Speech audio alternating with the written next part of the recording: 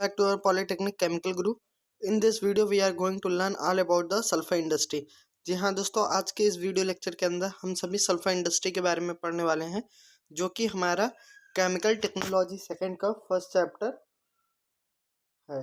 किसका है दोस्तों? केमिकल टेक्नोलॉजी सेकंड का। केमिकल टेक्नोलॉजी सेकंड आप सभी को केमिकल इंजीनियरिंग फोर्थ सेमेस्टर में पढ़ना होता है। तो दोस्तों आप ये कह सकते हैं कि आज हम सभी फोर्थ सेमेस्टर का फर्स्ट चैप्टर जो कि केमिकल टेक्नोलॉजी का है उसको पढ़ने वाले हैं, जिसे हम सल्फर इंडस्ट्री के नाम से जानते हैं। दोस्तों यहाँ पे बाय मिस्टेक आप सभी को इनऑर्गेनिक इंडस्ट्री लिखी हुई है, तो मैं आप सभी को बता दूं दोस्तों, अभी तक जितनी भी इंडस्ट्री आपने थर्ड सेमेस्टर में पढ़ी थी वो सारी इंडस्ट्री क्या थी? इनऑर्गेनिक थी। लेकिन फोर्थ सेमेस्टर में जितनी भी इंडस्ट्री पढ़नी है वो सारी इंडस्ट्री कौन सी होगी दोस्तों? आप सभी की ऑर्गेनिक। मतलब sulphur industry, hydrogen industry, oxygen industry, nitrogen industry, जितनी भी इंडस्ट्री आएंगी वो सारी कौन सी होंगी दोस्तों? हमारी अब जितनी भी इंडस्ट्री आएंगी वो सारी हमारी ऑर्गेनिक इंडस्ट्री होंगी। तो अब ज़्यादा बातें न करते हुए हम सभी अपने इंडस्ट्री की तरफ बढ़ते हैं। सल्फर इंडस्ट्री क्या होती है, कैसे मैन्युफैक्चर किया जाता है, इसकी प्रॉपर्टी क्या है, फ्लो शीट डायग्राम क्या है, सबके बारे में इस वीडियो लेक्चर के अंदर पढ़ने वाले हैं। तो सबसे पहले जान लेते हैं सल्फर इंडस्ट्री या फिर सल्फर होता क्या है। Sulphur is sulphuric acid. Sulphur को हम लोग क्या बोल सकते हैं दोस्तों? सल्फ्यूरिक एसिड को मैन्युफैक्चर करने के लिए बेसिक रॉ मटेरियल सल्फर का उपयोग किया जाता है। अगर हम ये कहें कि हमें सल्फ्यूरिक एसिड मैन्युफैक्चर करना है तो हम को किस चीज़ का उपयोग करना होगा? सल्फर का उपयोग करना होगा।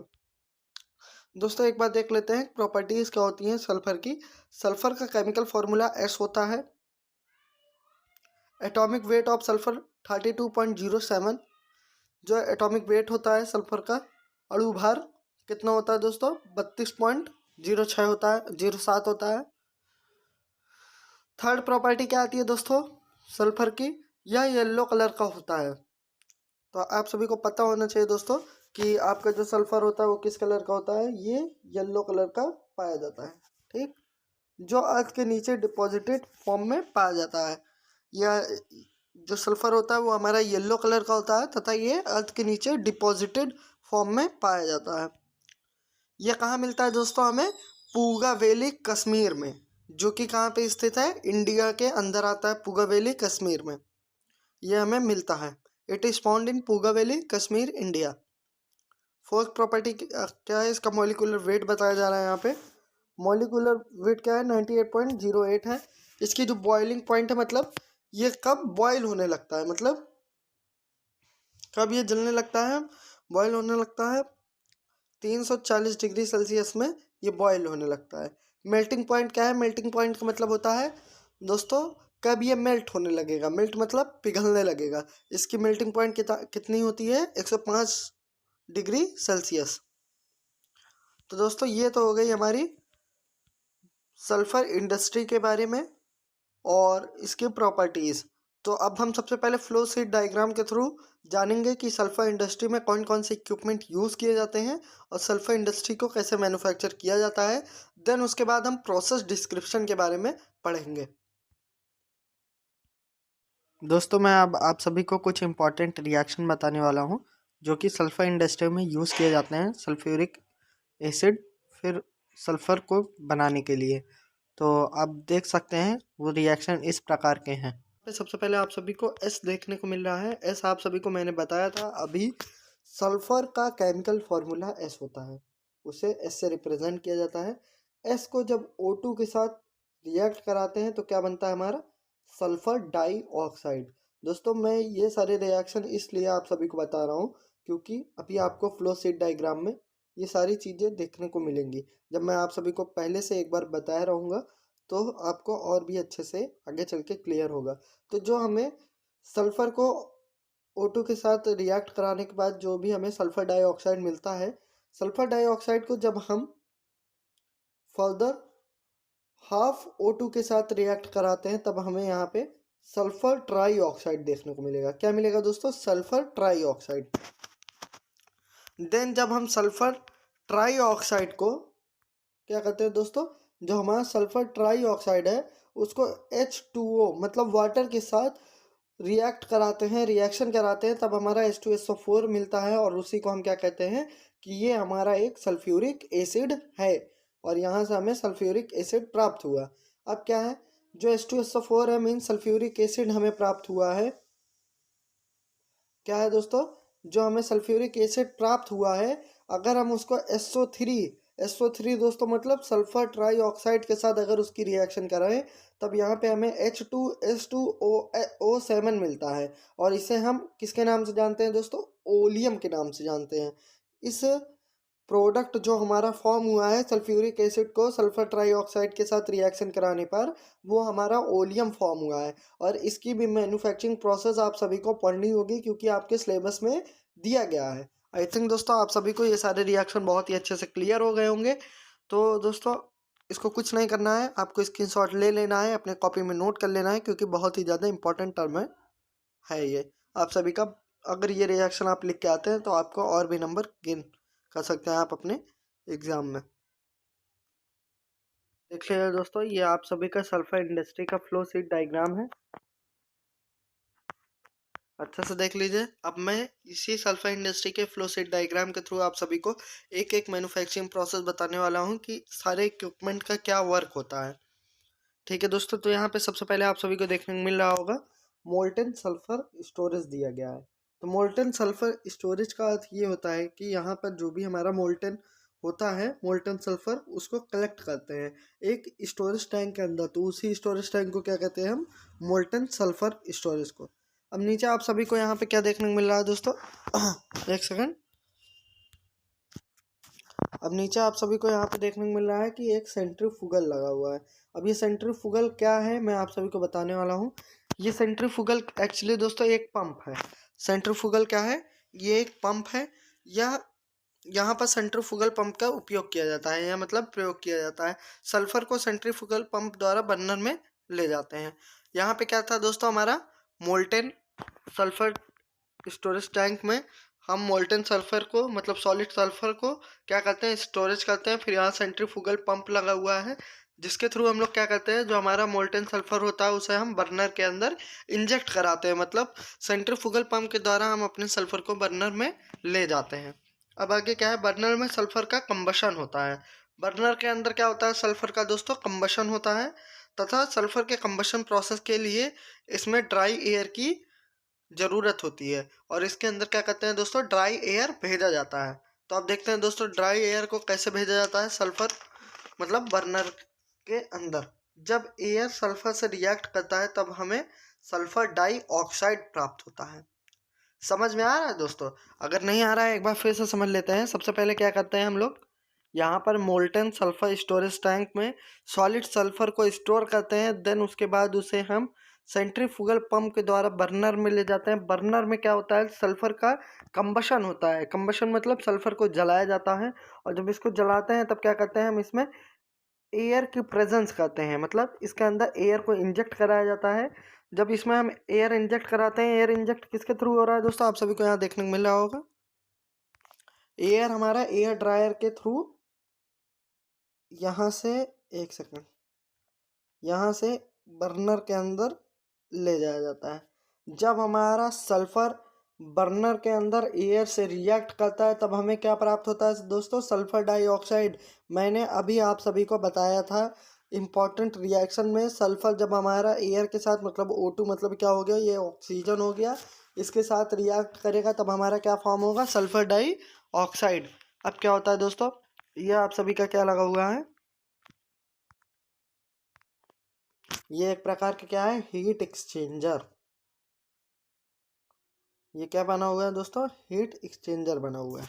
अब दोस्तों समझते हैं यहाँ क्या होती है, एक्सोथर्मिक रिएक्शन होती है जिससे SO2 का टेम्परेचर 950 डिग्री सेल्सियस से 1000 डिग्री सेल्सियस तक हो जाता है। जब हमारा सल्फर ऑक्सीजन के साथ रिएक्ट करता है तब क्या होता है, एक्सोथर्मिक रिएक्शन होता है। और जो SO2 होता है मतलब सल्फर डाइऑक्साइड होता है, उसका जो टेम्परेचर होता है 950 डिग्री सेल्सियस से लेके 1000 डिग्री सेल्सियस तक हो जाता है। इसे कूल करने के लिए हम हीट एक्सचेंजर में लेके जाते हैं, जैसे कि आप सभी को दिख रहा है ये एक हीट एक्सचेंजर लगा हुआ है। इसमें क्या होता है दोस्तों, जहाँ इसका टेम्परेचर 400 से 425 डिग्री सेल्सियस तक कर दिया जाता है। ये देखिए दोस्तों 900 से 950 डिग्री सेल्सियस तक टेम्परेचर हो जाता है एक्सोथर्मिक रिएक्शन के कारण। जब हमारा सल्फर डाइऑक्साइड बनता है, लेकिन इसको हीट एक्सचेंजर के अंदर लेके आते हैं, देन इसके बाद इसमें क्या होता है दोस्तों, इसका टेम्परेचर हम हीट एक्सचेंजर के थ्रू कम कर देते हैं, 400 से 425 डिग्री सेल्सियस तक इसका टेम्परेचर रखते हैं। आई थिंक दोस्तों आप सभी को समझ में आ गया होगा। आगे का काम हमारा गैस फिल्टर का है। गैस फिल्टर क्या करता है, अब इसके सारे वर्क को समझ लेते हैं।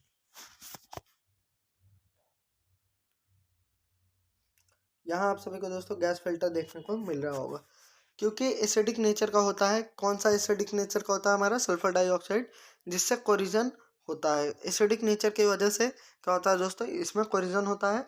अब इसे हम गैस फिल्टर में ले जाते हैं। आपको ऊपर देखने को मिल रहा होगा, यहाँ से एक एरो आई होगी जो कि इसे सल्फर डाइऑक्साइड को गैस फिल्टर के अंदर लेके आता है। आई थिंक दोस्तों सब कुछ समझ में आ रहा होगा। गैस फिल्टर में लेके जाते हैं, जहाँ से वेस्ट को अलग कर लेते हैं। क्या करते हैं दोस्तों, इसके अंदर वेस्ट को अलग कर लेते हैं, अतः SO2 का कंसंट्रेशन 10 से 14% तक रह जाता है, जो वर्क नहीं करता है। अतः इसमें एयर की मात्रा को बढ़ाकर SO2 को जो प्रेजेंस थी उसे हम 7 से 10% तक कर देते हैं। आप सभी को यहाँ पे देखने को मिल रहा होगा दोस्तों, एक second.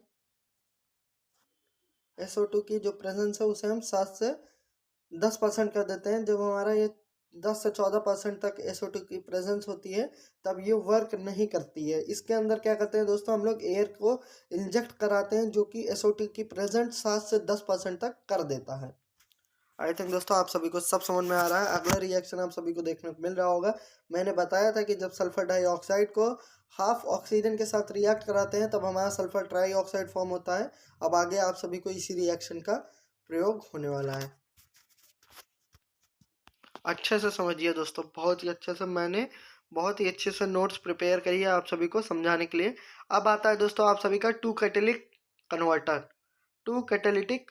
Converter, two stage catalytic converter. तो देखते हैं दोस्तों, अब हम इसे टू स्टेज कैटेलिटिक कन्वर्टर में ले जाते हैं। किसे ले जाते हैं दोस्तों, SO2 को। फर्स्ट स्टेज कैटेलिटिक कन्वर्टर में V2OS का 30% रहता है। क्या होता है दोस्तों, जो V2OS होता है वो हमारा 30% तक होता है, जो SO2 को 80% SO3 में कन्वर्ट कर देता है, जिससे टेम्परेचर बहुत अधिक हो जाता है, 500 से 600 डिग्री सेल्सियस तक हो जाता है, जिससे कूल करने के लिए इसे हम हीट एक्सचेंजर में लेके जाते हैं। क्या हुआ दोस्तों, फिर से एक बार समझ लीजिए। फर्स्ट स्टेज कैटालिटिक कन्वर्टर में V2OS है, जो कि 30% तक रहता है। यहाँ पे आप सभी को देखने को मिल रहा होगा, V2OS कितना परसेंट तक रहता है दोस्तों, 30% तक रहता है। तक रहता है, जो SO2 को 80% SO3 में कन्वर्ट कर देता है। 80% तक, या फिर आप 70% तक कह सकते हैं। इसे क्या करता है, SO3 में कन्वर्ट कर देता है, जिससे इसका टेम्परेचर बहुत अधिक हो जाता है, 500 से 600 डिग्री सेल्सियस तक हो जाता है। जैसे कूल करने के लिए इसे हम क्या करते हैं, हीट एक्सचेंजर में लेके जाते हैं। ये हमारा हीट एक्सचेंजर लगा हुआ है दोस्तों यहाँ पे। अब क्या होता है दोस्तों, वहाँ से इसका टेम्परेचर 300 से 350 डिग्री सेल्सियस तक मेंटेन कर देते हैं। अब इसे हम सेकंड स्टेज में ले जाते हैं, जहाँ V2OS का 70% होता है। देखिए दोस्तों, ये हमारा क्या था, एक सेकंड, ये हमारा फर्स्ट स्टेज कैटालिटिक कन्वर्टर था। आप सभी को देखने को मिल रहा होगा, ये हमारा मतलब पूरा जो होल है, ये टू स्टेज कैटालिटिक कन्वर्टर में वर्क करता है। लेकिन अभी तक हमने फर्स्ट स्टेज कैटालिटिक कन्वर्टर की बात करी थी, अब हम सेकंड स्टेज कैटालिटिक कन्वर्टर के बारे में बात कर रहे हैं। तो अब हम सेकंड स्टेज कैटालिटिक कन्वर्टर, ये आप सभी को देखने को मिल रहा होगा, जहाँ पे मैंने रेड से डार्क किया है। तो इसके अंदर क्या होता है, मैं आप सभी को बता रहा हूँ। अब हम इसे सेकंड स्टेज कैटालिटिक कन्वर्टर में ले जाते हैं, जहाँ V2OS का 70% होता है, जो SO2 का मैक्सिमम 97 से 98% तक SO3 में कन्वर्ट कर देता है। अब इसका टेम्परेचर कम करने के लिए इसे कूलर में ले जाते हैं। तो देखते हैं दोस्तों, नीचे कूलर बना हुआ है। यस दोस्तों, यहाँ पे देखिए आप सभी को इसका टेम्परेचर कूल करने के लिए इसे एयर कूलर में ले जाते हैं, जिससे इसका टेम्परेचर 150 से लेके 160 डिग्री सेल्सियस तक हो जाता है। अब आता है दोस्तों आप सभी का नेक्स्ट पॉइंट, जो कि मोस्ट इम्पॉर्टेंट है, वॉल्यूम एब्जॉर्प्शन टावर।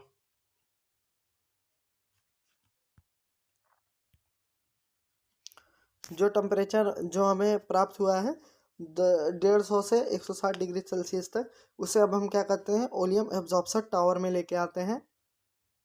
और इस टावर में 98% तक क्या होता है दोस्तों, H2SO4 भेजते हैं 98% तक, जो SO3 के साथ घुलकर ओलियम बनाता है। आप सभी को मैंने रिएक्शन बताई थी, जब H2SO4 SO3 मतलब सल्फ्यूरिक एसिड हमारा क्या कहता है दोस्तों, सल्फ्यूरिक एसिड हमारा ट्राई ऑक्साइड के साथ, एक सेकंड दोस्तों मैं बता रहा हूँ आप सभी को, सल्फ्यूरिक एसिड जब हमारा किसके साथ, सल्फर ट्राई ऑक्साइड के साथ रिएक्शन करता है, तब हमारा क्या बनता है दोस्तों, हमारा ओलियम फॉर्म होता है।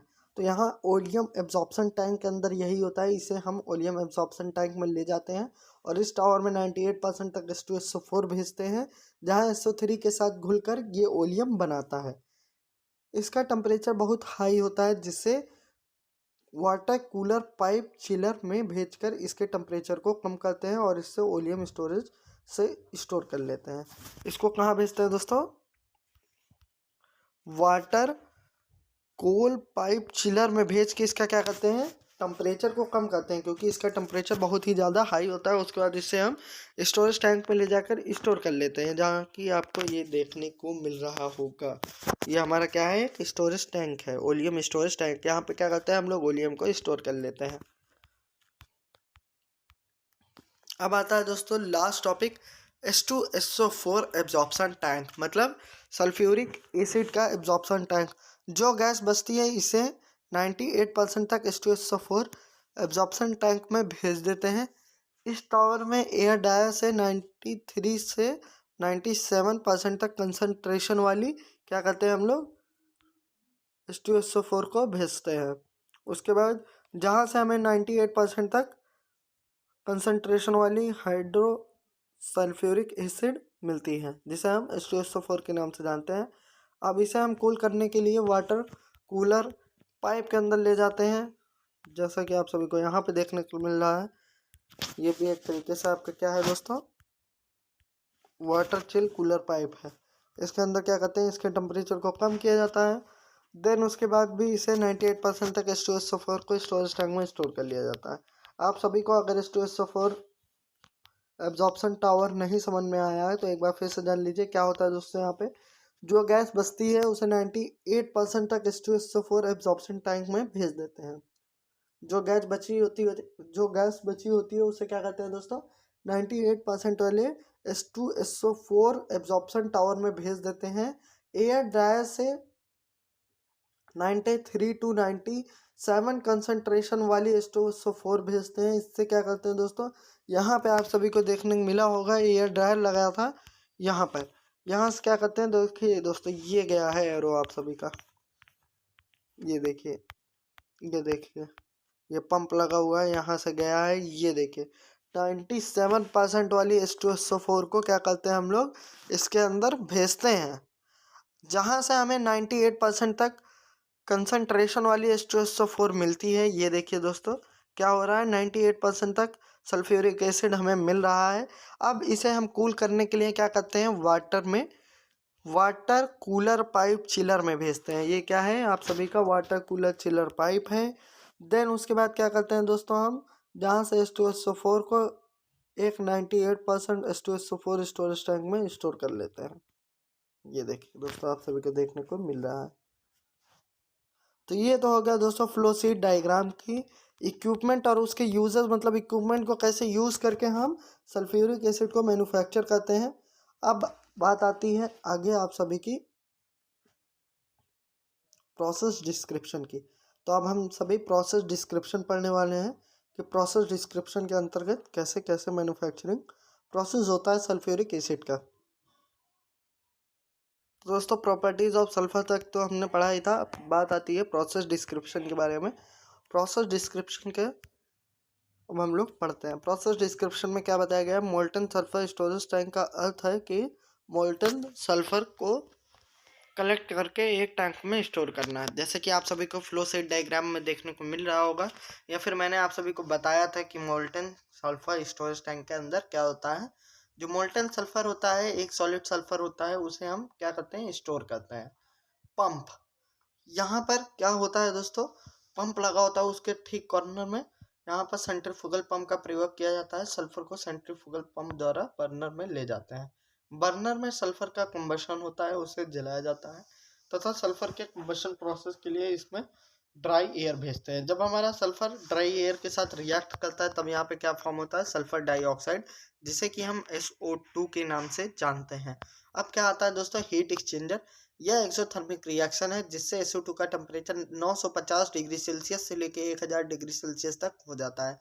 इसे कूल करने के लिए हम हीट एक्सचेंजर में ले जाते हैं जहां इसका टेम्परेचर 400 से 425 डिग्री सेल्सियस तक हो जाता है। गैस फिल्टर का काम आता है दोस्तों। गैस फिल्टर क्योंकि ये एसिडिक नेचर का होता है जिससे इसमें कोरिजन होता है। अब इसे गैस फिल्टर में ले जाते हैं जहां से वेस्ट मटेरियल को अलग कर लिया जाता है तथा जो हमारा सल्फर डाइऑक्साइड है उसकी कंसंट्रेशन को 10 से 14% तक रखते हैं, जो कि आगे वर्क नहीं करता है। इसलिए इसमें एयर की मात्रा बढ़ाकर जो सल्फर डाइऑक्साइड होता है उससे 7 से 10% तक उपयोग में ले लेते हैं।